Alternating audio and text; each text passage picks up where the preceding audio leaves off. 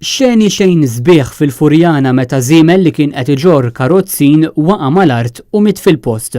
Skont informazzjoni li għandu Net News, iż-żiemel kellu bejn 11 u 12 sena meta waqgħu miet ħabta u sabta.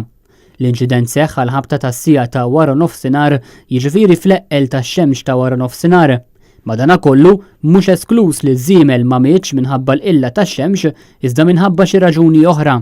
Fil-fatt, skont rapporti fil-midja lokali, il-kawża tal-mewt taż-żiemel setgħet kienet attakk tal-qalb. Fuq il-karozzin li kien qed jinġibed miż-żiemel kien hemm xi turisti illi ma weġġawx minkejja l-mod kif il-karozzin inħasad malli ż-żiemel waqa' u mitsobtu.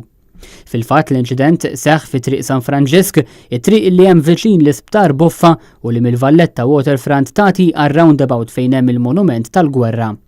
Fuq il-post minnu fih marru kemm pulizija mill-Assa tal-Belt Valletta kif ukoll uffiċjali mid-Dipartiment tal-Animal Welfare. Għal xi ħin, ġurnalisti li marru fuq il-post biex jiffilmjaw sabu reżistenza minn xi persuni biex jiffilmjaw u kellhom ikunu l-pulizija illi ħallew lill-ġurnalisti jagħmlu xogħolhom.